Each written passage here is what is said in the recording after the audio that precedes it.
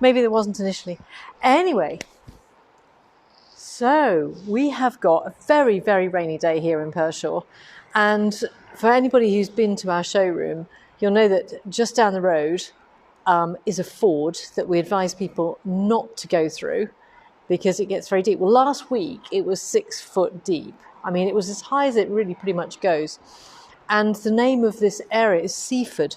Clue is in the title, I think. So, yeah, we are going to be very flooded imminently. And our garden has got the sort of the lakes that form in the garden when it's very, very heavy rain have formed. So Pete, going back to when he first came to the area, he was here in 1997 when there was a massive flood. And he was coming back from where he was working and driving along the main road between Worcester and Stratford. And there was a massive amount of water on that road. But there were no cars stuck in it, so he merrily drove through. And the car conked out. He got stuck. He ended up drying out his trousers in the Red Heart, apparently, on the radiator. And it was really serious that year. Anyway, it turned out there was a farmer very happily taking all of the cars that had drowned away up out of the sight of anybody coming along who didn't know that it was a problem. So anyway, he subsequently got dropped off at the start of the road to the village at Naunton Beecham here, and he walked through thigh-deep water that was cascading over the bridge. And he reckons it was only the paperwork in his briefcase that stopped him from getting knocked over. So there we go. It could be like that again. So we've got to be careful. We might not be able to leave the village for a few days. Anyway, welcome to everybody. I've got some stream overflowing here, says Nicole. Good morning, Pam from Southern West Virginia. Oh, that's brilliant. It's lovely to have you here. So we're going to have a really fun session today because we're going to do a bit of sit down. We're going to do a bit of stand-up, and it sort of builds on what we did last week when we used some of the marking tools, the marking tools being things like the chalk marker, the panda pencil, and the fine propelling chalk marker. And we're going to use those in conjunction with our rulers. So for those who haven't got a handy quilter yet, hopefully, the ruler foot is called the Sure Foot. And it's a much deeper foot. I've got it on the Sweet 16. It fits, it can fit all of the handy quilters, but for some older models, you might have to retrofit a different base to your foot attachment here, because the original ones just had like a long shank that went to the standard foot, and you got a standard shank on the open toe foot. You had to change the whole thing. So they changed that a few years ago. In 2014, they changed it. I remember actually we were at Houston, and they'd come out with this conversion foot, and it was all the sort of retailers and stuff and ourselves, international people, and they said, how many people think that this conversion foot's a great idea? We all stuck our hand up. Brilliant, absolutely brilliant. Let's get some new feet on it. How many would like it as standard? Absolutely. So we all stuck our hand up, and that's what Handy Quilter did. And that's pretty typical of how Handy Quilter operate, is they get feedback from the people who are actually using it, and that's people like us. So the Sure Foot is deeper, and that's really, really important. I think since we got the Sure Foot, the amount of uptake of ruler work has really increased exponentially, really. And we've got a fantastic selection of rulers here at our showroom. So when you come on the foundation workshop, we encourage people, we have some exercises that we do where you can use different rulers, and we do things like the continuous curves that you can do for like a 9 patch and things like that. So you kind of practice getting used to rulers. But we've got some lovely rulers that the guys from, in conjunction with Handy Quilter, the guys from Westerly developed some that you might be familiar with. They sort of spin, some of them spin on a central point. So I'm going to go through with you today spinning wave, the Jade, this is Jade, they're called Jade, spinning wave, Jade wreath. And also, I'm going to introduce you to one that we just got in. It was back ordered for a while, And oh, there's Julie. Hello, Julie. Good morning. Just finished binge watching your last two videos. I've never been binge watched before. That's quite scary. Okay, fantastic. It's lovely to have you here, Julie. And Julie is one of the people who's kind of, she's come to classes here at the showroom. And I know that, oh gosh, she does some beautiful work, actually. Absolutely beautiful work. So I have the Wiggle Wave here. And the Wiggle Wave is has two sides to it, one with a more gentle undulating curve and one with a deeper curve. And it also has some reference lines on it. Reference lines are very, very useful for you when you're aligning with what you want to repeat, or if you're trying to fit it into a particular space. And what I've done to start with on the Sweet 16 here is actually mark up a chalked line. So the first thing I'm going to do is just show you that how I did that was I placed my ruler down here and I just drew it on the edge of it. Now you're thinking, why, now you've got the surefoot on, did you just draw? Well, you can use these for alignment as you're stitching, but also you can use them for shapes.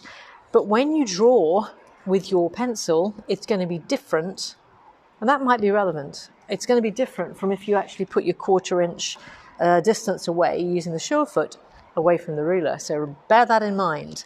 I hope that was clear. In other words, if I've got my pencil, accurate pencil, perhaps more accurate, this one, right up against the edge of it, it's going to be a very different effect than if I've got my surefoot on and the needle is 1/4 inch away from the edge of the ruler. So that can be a relevant thing. So one of the nice things, and I mean this came out of actually a class that Abigail was teaching. Abigail's one of our handy quilt educators in the UK, and she has an Amara. So I'm going to use these sweet spots to help me, and this is the insight table. So this has got the two eyes that look and see how fast the fabric is being moved, and the two magic eyes are pretty cool, actually. We've sold quite a few of these now as upgrades, as well as brand new ones or ones to people who are buying our second user machines. So let's just pick up the thread and do some securing stitches. I'm trying to do this so you can see it. I wouldn't normally sit sort of crossways onto the fabric. If I'm using rulers, by the way, I always stitch with and finish with my needle down. So what I'm going to do is I'll just start sewing this. I'm going to sew some continuous line designs within my Wiggle Wave area. And this creates a really nice effect, I think.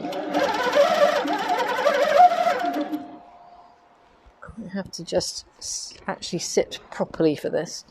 Otherwise, I might just do rubbish stitching, which would be a bit embarrassing. Oh, the other thing I have to make sure is, because I'm sideways onto the camera, that I don't do what I used to do, apparently, playing the cello in the orchestra, which is have the sort of slack jaw look and tongue hanging out. That just doesn't look attractive.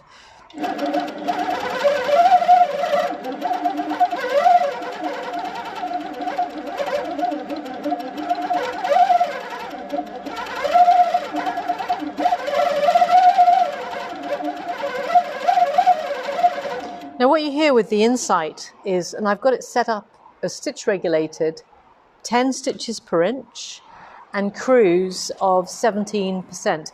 Good morning, Di. Good morning, Sandra. Good morning, Rachel. You play the cello. No, actually, Rachel's quite funny. I did used to play the cello, but the cello is now just a beautiful instrument hanging on the wall that looks like I play the cello. It's really nice on the wall.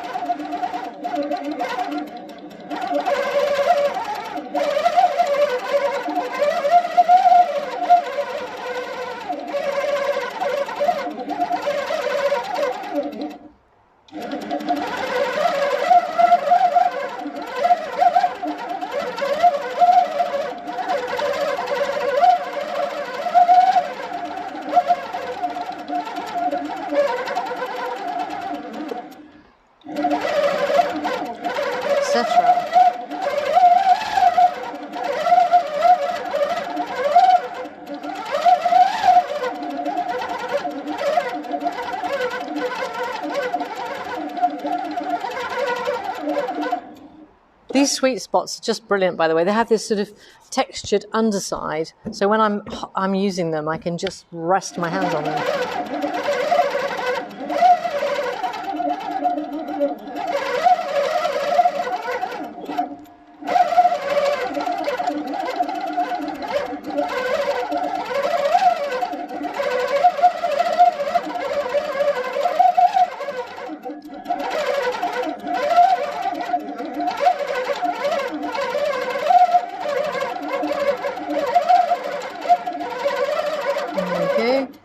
And I should say Pete is in the background doing any answers to questions that I can't do. Oh, morning Leslie. Good morning Rona. Oh, good morning Sally. Sally, excited Sally. Sally's Moxie is coming soon.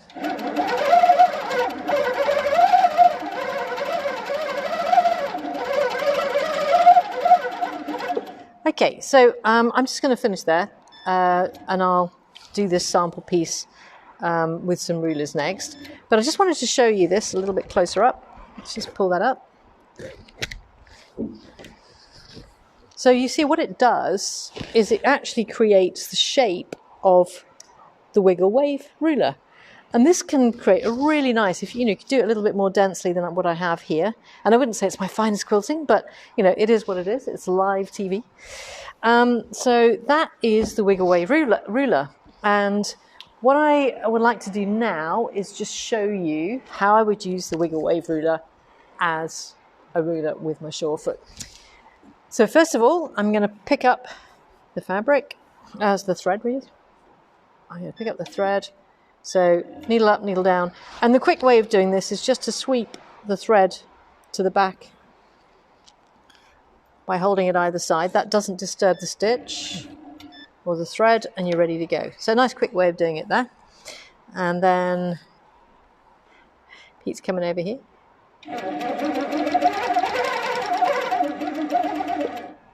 So how I'm doing this is I'm stopping. When I stop with the needle in the down position. If that was stand up or sit down, whichever way round, it's important to do that. So once we see the stitching a bit closer, yep. If we can. Yeah, that's a good idea. So we're on here, aren't we? Yeah. You could move the whole thing. This thing.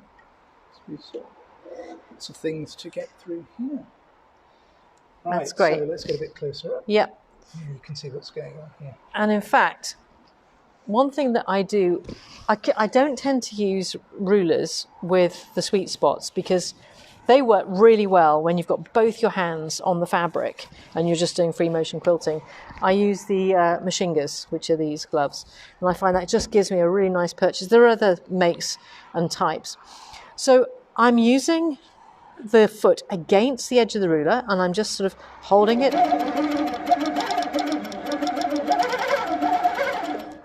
And make sure that you're close as possible to where the foot is so that it's not pivoting. You'll know when it's going to pivot because it feels like it's out of control. But when we get to the end of this, there's a needle stop point, and I'm going to show you that. Keep it flat, which is just there. It says needle stop. So now I can take this bit of the ruler where it says needle stop up to here, and I can start again.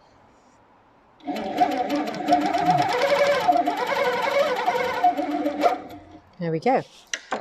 So that's my nice. Pam, this thread, I can't see what it is. This is. Oh yeah, this is it's actually a superior thread. No, it's not. No, it's a Wonderfil. It's a Wonderfil. It's called Ultima. It's actually a cotton with polyester 40 weight. I just wanted to sort of demonstrate that really we can use a wide range of threads on the machines. Someone's recommending Reggie's Grip glove. I don't know if they're available in the UK. Let's ask. Which ones? Reggie's Grip.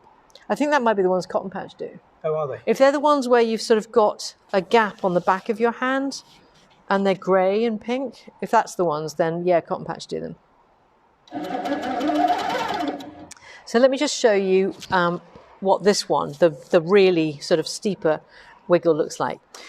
Now, while we're looking at the ruler, let me just point out that on one side, which is the top side, I don't put anything on the top, obviously, but on the bottom I've put the handy grip, which is, it's a bit like sandpaper, but it's white.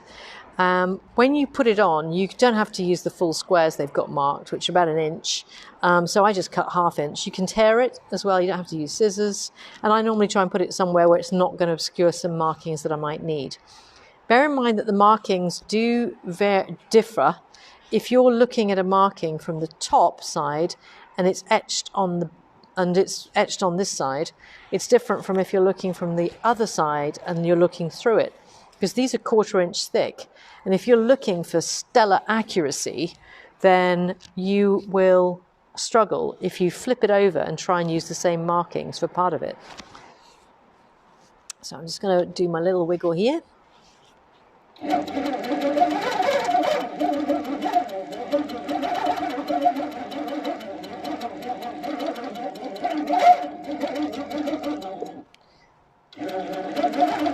Just reposition when you feel like you're not in control.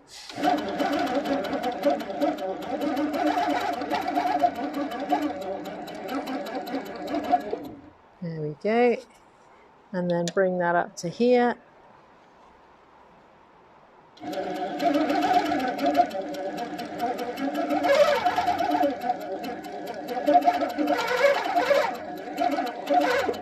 There we go.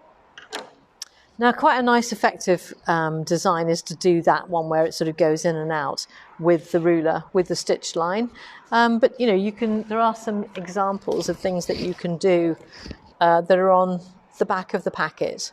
Plus, for each of the rulers, these come from the Ruler of the Month Club that they run in the States, and there is a video for all of these. Laurel, though, the Moxie doesn't have a foot control pedal because it's a movable machine, and therefore just by moving the machine, that's what operates the machine, so no foot pedal required. No. I think that's everything I need to do over here. So what we're going to do next is we're going to go over to the Amara and we're going to do some ruler work on the Amara, and I'm going to take my samples with me. Right.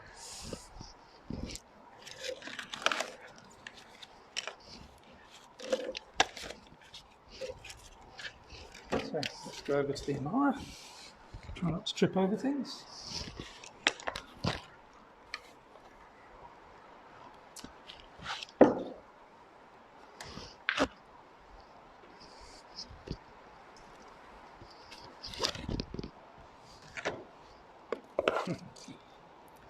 How's that?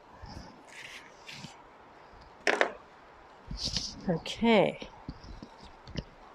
Yes, Joy's happy that we're on the Amara now. I love the Amara. It's my favourite machine in the entire Handy Quilter range, as I never bore of telling people. Right. So we got some samples here. I thought I would do some samples so that you can see the effect of these rulers. So the first one that you're looking at there is this 12-inch Jade spinning wave. And I've done it in a sort of funky retro 60s design. Let me see if they've got...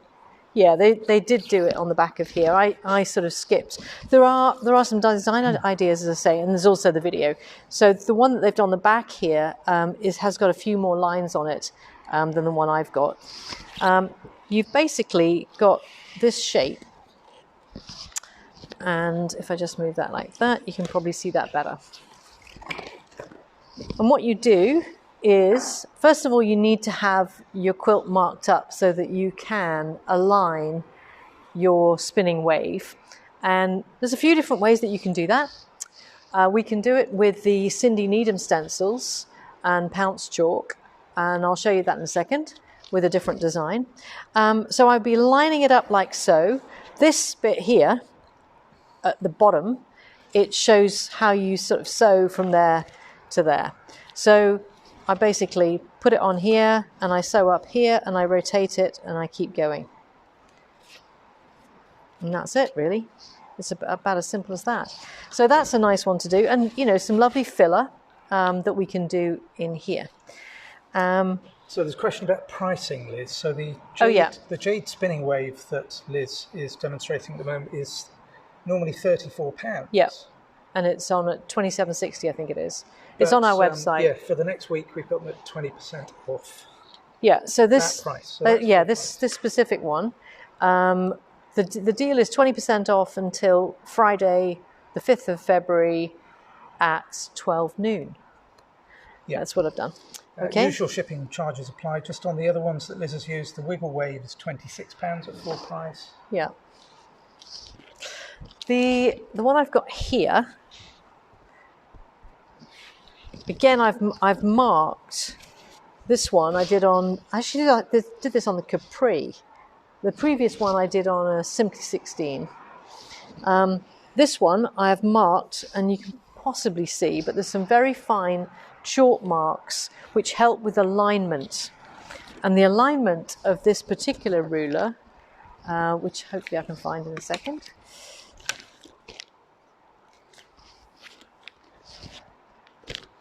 Where's it gone? Which one? Morning, Yasmin from Germany. Which one are you looking for? The one that I did that with. The hearts one. Oh, that's odd. I had them all here, didn't I? Bear with me, folks. Which ruler is it? It's a Jade spinning wheel, but it's the smaller version. Well, heavens above, that's amazing.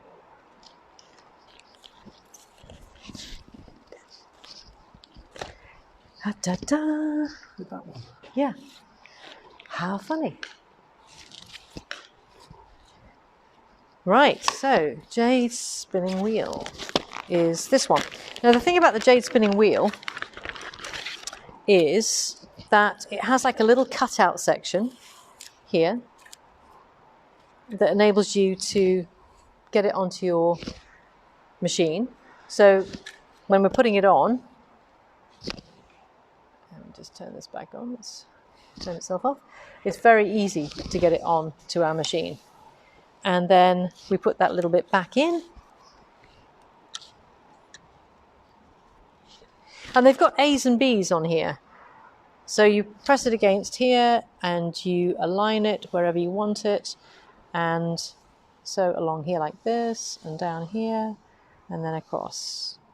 And as a result, you end up with this design. But what we have in addition, which is different to the other straight rulers and things, is we have a little pin. And that goes underneath and through the ruler.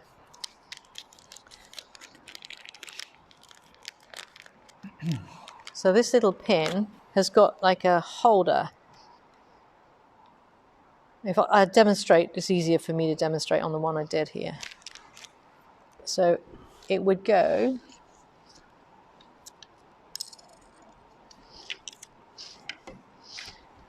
through here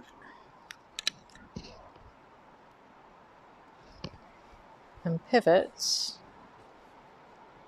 Say, you'd mark your center point. Let's put it through first, which is probably about there. Because I've got tons of stitching, it's actually making it more difficult. There we go. Like so.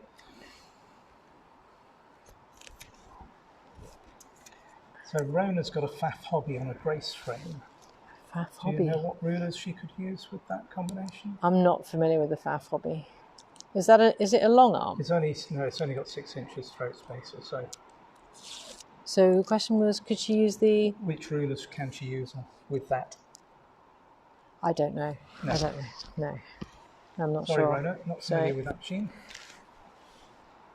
There we go. So once we've got it on, I haven't aligned it perfectly, but you can see it just rotates. So you move it along, do your stitching, move it along, do your stitching. And having these little lines as a reference is essential.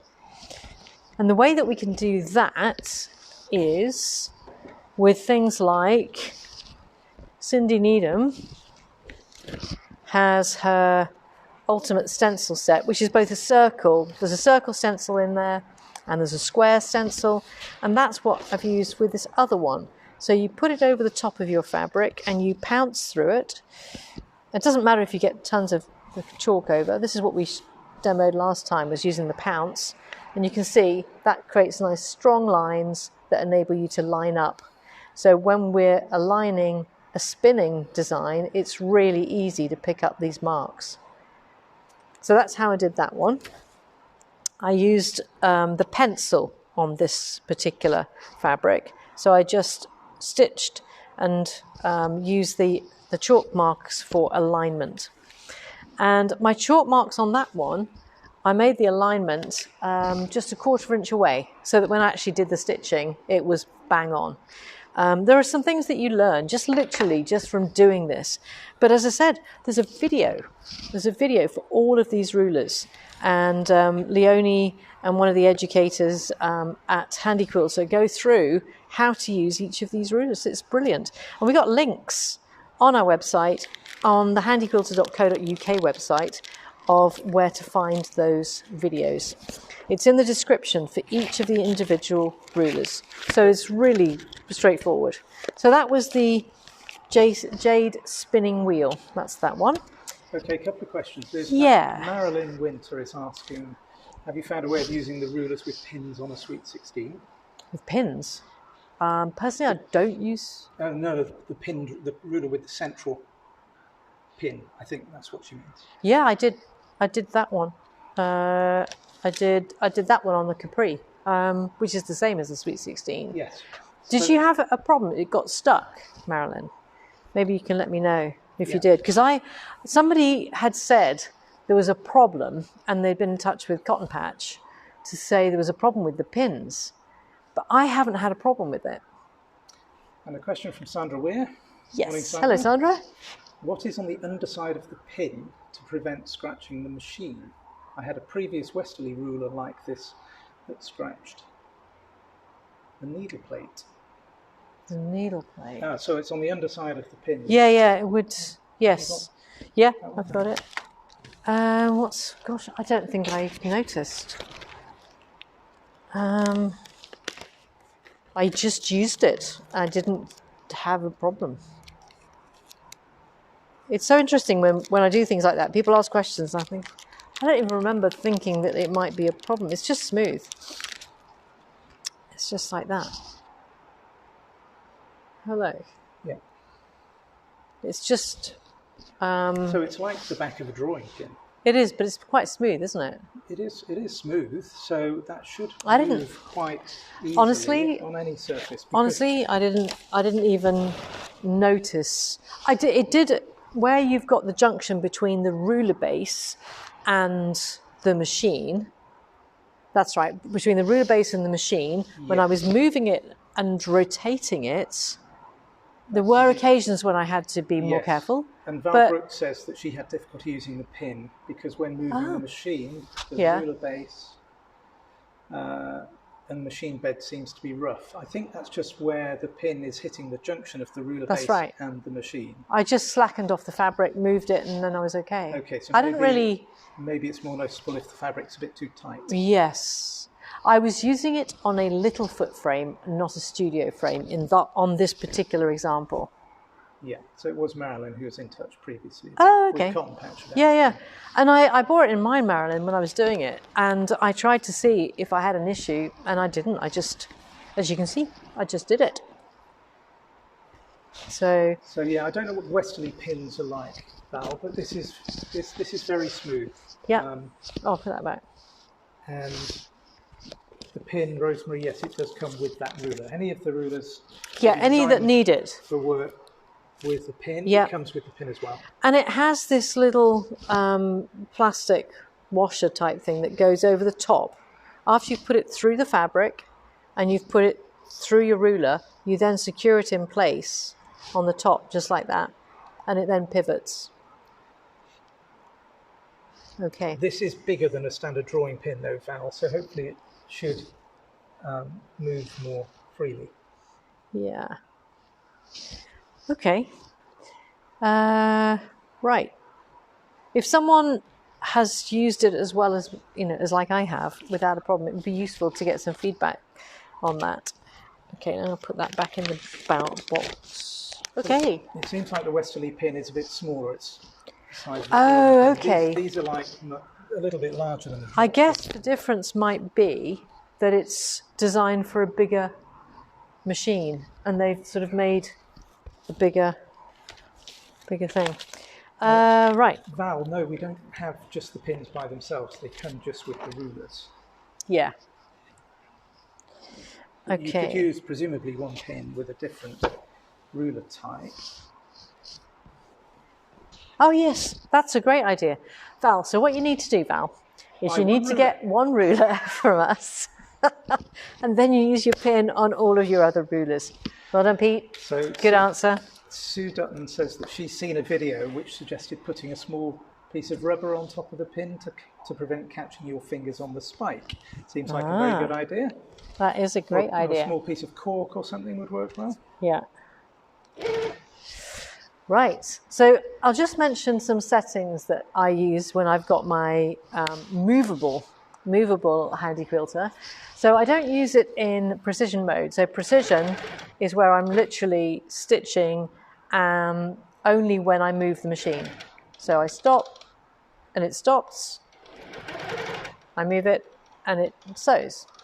So with this one, when I'm using rulers, I like to have a small amount of cruise. So I'm going to go into the cruise setting, which means that it will now sew. So here's at 125 and 11 stitches per inch. It will now sew at that speed, even when I'm stationary. And the benefit of that is that I find that it will give a little bit more smoothness to my ruler work. But I don't have it on 125, I have it on 50. So it's like really slow. I think you can go to 25 on this one, yeah. So I have it the slowest speed, so that it just means that I can have it with setting to the needle down when it stops, like so. But then when I start, it just comes out the work nice and slow, and that means that I can get a bit more control over my work. So it seems as if Westerly rulers just use standard drawing pins. So anybody with Westerly rulers just needs to buy one ruler from us. That's all you need to do. Very straightforward. So it's kind of, what I do with the rulers is I sort of, with these longer ones, I sort of walk up. Yeah. And then I would finish there. But let's say I wanted to, I'm just going to show you a pivot. I'll finish there. And I'll go back to the center. Now, actually, just to mention, I don't think I said this, is on this one, which one was it? On this one, no, it's on the white one. On the white one, I did a double line. So this is, you go out and you come back the same line. But if you don't want to, the definition of a double line, and you're worried about sort of stitching on the same thing, then you might want to finish your stitches here and then do another one. Fantastic. So that's the sort of method for using rulers on a movable long arm. Slow and steady wins the race, always. And it's important as well to just bear in mind, what those markers are there for. I think it takes, and Abigail and I discussed this after we had some feedback from someone on one of our foundation workshops, that they wanted sort of a bit more guidance on using each individual ruler. But actually, what happens is that as an individual, we handle these rulers a little differently. Some people are left-handed, some people are right-handed. Obviously, that makes a difference. But it's more than that. It's the way we position our bodies in relation to the ruler. And don't be doing your ruler work like stretching out like this. What you want to be doing within the constraints of the ruler that you're using, which basically means, if you've got a 12-inch ruler, obviously you need to be stitching in that direction 12 inches. But if you're doing sort of short little piano keys or something, make it easy for yourself and do that work within that area that's closest to you. Nice little thing to do with practicing. I pulled out some of these pre-stitched samples that actually, I got these originally from Kimmy Bruner. She did them with us for an academy that we ran. And I thought that was pretty useful. If you've got Pro Stitch, or even if you haven't, if you want to chalk up an area for practice so that you can practice how you might do your corner design in advance, that kind of thing. So that's pretty useful. What Kimmy also did for practice was she put together some 6-pointed stars, and that's also really, really handy as a little practice piece that you can use then. Yeah. So you can draw these up with your ruler and just get practice. And then practice your filler, obviously. Just mentioning that what we've got here, if you can just focus on this for a second, just to digress a little. This, by the way, is not ruler work. This was done on Pro Stitcher, and this was a session that I ran the week before last with Kerry, who wanted some one-on-one training, and we covered how to do these angled kind of mitered borders, filler, custom filler in various places, and also borders. So we did like an hour one-on-one, and I covered some of these techniques, cropping and things like that. And don't forget, that's one of the things that we do offer is the one-on-one training. So that's I can via do Zoom. it via Zoom, and I can do it anywhere in the world, which is pretty cool. So that's a bit on rulers. I haven't given you like the full ruler demo, but what I wanted to do was show you some of the beautiful designs that I've been able to put together using some of the newer rulers that we've got in, that most of you won't have seen because nobody's been able to come to the showroom, which is really sad. I hope that's been useful for you. The other thing I wanted to do on this session is more for frame quilters. So for frame quilters, this, for example, this Amara is on our Studio 2 frame. Studio 2 being slightly different to the original Studio frame because we have arms at the end here that have the option of having them down in this configuration, where we actually have the flat surface up here, or it can go up like this, but then you'd have to reverse your cloth leaders, and that would be the original or standard load. So this is called Clear View. Have we ever set up, Pete, a standard load since this came in? No. We haven't. No, we haven't. Because this is the best way to load them, really. So this is the Studio 2 frame. I just wanted to mention a couple of optional things that you can do with your Studio 2 frame. First of all, we've put a hammock on here. And I know, Susan, you mentioned about the hammock and you were interested in seeing that, so hopefully this will be useful to you. So Pete's put the hammock on here. We've got this extra piece of hardware that's supplied with the hammock, and that goes on here, and it attaches this. It easily comes off. And then the other one goes onto another section here, doesn't it? It does. There's two of these, yeah, which are on like a bungee. It's like elasticated. And then the wadding, for those of you who've got furry friends that like to play in your wadding, like, oh my goodness, Sharon locally, her dog, who is the naughtiest dog, Ozzy, the naughtiest dog in the world, I think. He was a rescue, and it's been a battle of wits, really, between them.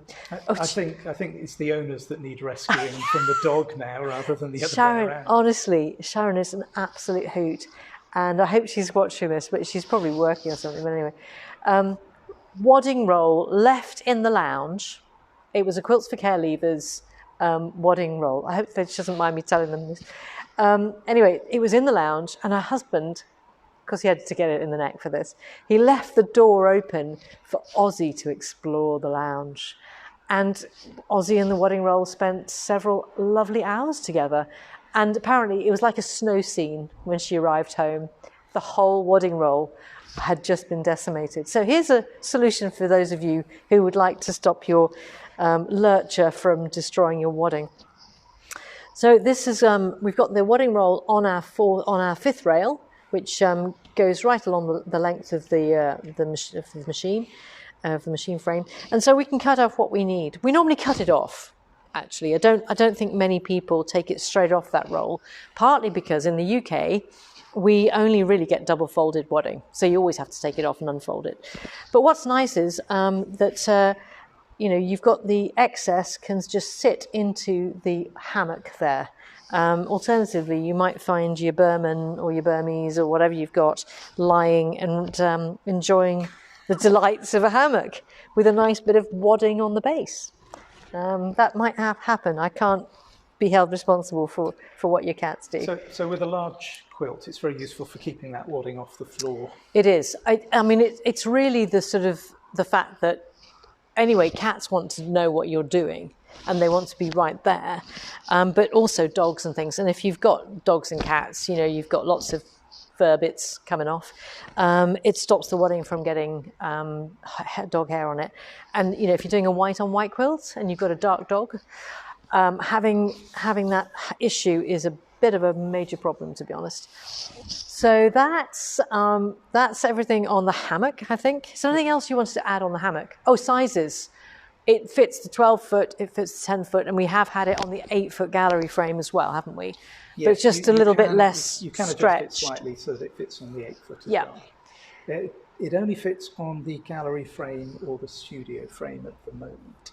Yeah. A couple of questions, Liz. Okay. Pam in West Virginia, I think Pam's in West Virginia. Oh, yeah. Is asking what the cost is of the one-on-one Zoom training. I can't remember off the top of my head. Yeah. It is on our website. It's on our website. From memory, it's £75 for the first hour, and then subsequent hours as part of the same session, or like a session sort of within a week or two, is £50.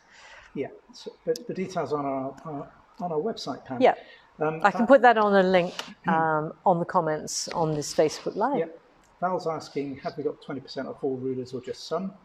It's just a selected few. There's 3. And the link to that is on our latest blog post.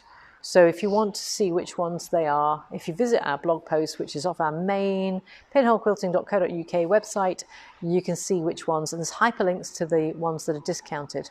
Oh, there's another thing that I discounted this week that I was going to demo, was the Stitch Unpick Seam Fix. We've got some of these. These are 20% off as well. And very, very useful if your ruler work goes awry and you need to unpick. I'll just demonstrate on this little bit here because it's a nice bright colour. I mean, there are different methods, obviously, for doing stitch unpicking, but someone suggested to me that if you unpick every 3 to 4 stitches, instead of having to do every single one, so like so, and then you go from the back, that will actually, let me just undo this bit. So you wouldn't necessarily do that on the frame. And if I go this end here, and I just do this, this is the bobbin thread. It's a bit awkward where I've got it. This is not the easiest bit to do because it's actually quite a long way away from me. There we go. And now that will just, using that end, or the other end. There we go. This is like a large pencil eraser, but it's extremely effective at pulling out those pieces of loose thread. This rubberized bit at the end basically means it just pulls on them. And then you can, once it's pulled on it like that, there we go. So that's called seam fix. It is. I love it. It's that bit on the end that makes a difference between a normal unpicker. I mean, I like the clover one as well, but that's that one has got the rubberized end and it's really good. Derek's saying that the new bungee grabbers are great. Ah. Derek, we didn't discuss this, but look. Look what I've got in my hand. How about that? He's spotted them at the end of the frame. We must be telepathic because we have installed them on this end. So here we've got our bungee grabbers. Now, the original frame ends, we've got them down the other end, you can see them there, but most people will know if they've got studio frame, they'll have the original ones. They won't have these because they've not really shipped to our Studio 2s yet, have they? No. And these are brilliant. So you just install them instead, and these things here, it just comes off like that. They're a bit easier to use. Anybody who's familiar with sailing will recognise that sort of cleat system. It's very commonly used on boats. That's right. And they're really easy to install. They just fit into that section there. So those are really, really good. Thank you, Derek. That's very handy. Now I've got some other things as well. Oh, yes. Extra hand wheel. I just wanted to mention that. And mini casters. Hand wheel kit. We do these for both the Studio 2 frame and the gallery frame. and it means that you can have an extra hand wheel at the front here, or you can put it onto your little foot frame with the little buddy. So we can install it here instead, and it just means that you can do the winding on a lot more easily, if that's English. Yeah, so the standard frame comes with one wheel at the back there for advancing your quilt. And it's the same. It's the same wheel, but it's an optional extra for one of the front bars. Exactly. So you just have to undo some of the hardware that's on there, not very much, and install that instead. I think that, it's 10 to, gosh, that went quickly. Amazing. One other thing I hadn't mentioned, on the new insight table, which has been very popular this week, it's been very popular, hasn't it, Pete? Yes. And what we're doing now is, we had some Sweet 16s in the past that people have been they've been purchasing, and we've upgraded them from a standard table to an insight table. One of the optional extras is mini casters. Mini casters fit on the 4 legs that you've got there, and the mini casters are perfect if you've got limited space in your sewing room and you want to move it around, and they lock when you're not moving it. So when you're using it, so they're really, really nice. So the mini casters, they fit on the insight table, and they also fit on the Moxie. So the mini casters are the one for the Moxie, and you would need 6 of them for your 8-foot frame, and you need 8 for your 10-foot frame. But they come in sets of, we're going to sell them in sets of 2, aren't we? This is a set of 4, but they're sort of £22 for a set of 2. I've just remembered one other thing that somebody asked me about. Did you have something, Pete, that you want to say? Okay, now we don't sell this, but people have asked me about alternative methods of attaching your quilt. So we have, and we supply, in the UK, from Pinhole Quilting, we supply a box of the nice strong pins that attach to your cloth leaders. So the cloth leaders, we normally attach our cloth leaders to our quilt using these lovely strong, what are called milliner's pins, nice and strong hat pins, which are great. But sometimes when people are doing it, perhaps as a business, they want to be able to do it much quicker. There are a few different methods for doing it, and one of the ones that you can get, but you have to get them direct from the States now. Cotton Patch were doing them, and we don't really have the facilities to be able to bring in things economically at the moment. So these are leader grips. They consist of an inner, which is the blue rod. So it's a blue plastic rigid rod. That goes in the sleeve of, this is a sleeve on the leader, cloth leader here. And that sleeve is where you just push that into, and once we've got it in there, we can actually just clamp this over the top of the fabric, and it holds it in place. And it's a nice quick method for doing it. There's an alternative called red snappers that you can also get. So if you Google that and perhaps get in touch with the people in the States, they'll be able to ship it over for you. The other thing that people have done in the past is add zips to their frames. You put one half of the zip and you permanently attach it to your cloth leader. The other half you actually sew onto the end of your fabric, of your quilt top and your quilt backing, and then you can zip it in place. Now that, you might wonder why you would do that. In the States, it's quite common when people are renting time on a long arm system to be able to zip on their fabric, and then if they haven't finished it in the time they've got allotted, they can just unzip it again. And when they put it back on, it's perfectly aligned. The alignment is quite difficult if you don't have that kind of system, or if you haven't pre-marked it, and it's possible to then get sort of a problem with your backing, and it's sort of being rucked up or not aligning correctly. So the zips prevent that. So someone doing maybe an art quilt, and they're doing a bit at a time, and then they're going back to their regular business of quilting, then they might want to use zips.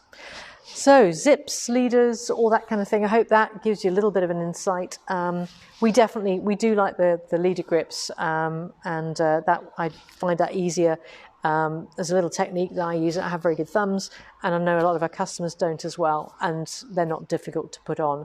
I've heard that red snappers can be a little bit more difficult if you don't have a lot of hand strength. Okay, any questions? No. Val says she uses zips, have several pairs, brilliant to be able to take off and put back on. There you go, thank you, Val. And Sue Dutton, okay, there's other things Yes, there. there's quite a bit of comment about the Moxies, because somebody mentioned Moxie, so the whole thread goes crazy. Oh, sorry, did I mention? Big bunch of Moxies arriving this week, as you all know. There are. We're going to have to get some photos of that. We should do like, if we can, and it's not pouring down with rain, we should do a Facebook Live of them arriving. That would be cool. So that's everything from me. And is it everything from you, Pete? Yep. That should be our tagline, really. That's all from me. That's all from Pete. So we'll say have a lovely, dry Saturday, wherever you may be. We hopefully will stay dry. But it is raining and raining and raining here. So we hope we see you next Saturday. We'll be on again at 11 a.m. I've got some great ideas for some things they're not just quilting related, but there's some fun projects that we can do on our machines. So I look forward to seeing you next Saturday, 11 a.m. on Facebook Live. Bye. Bye.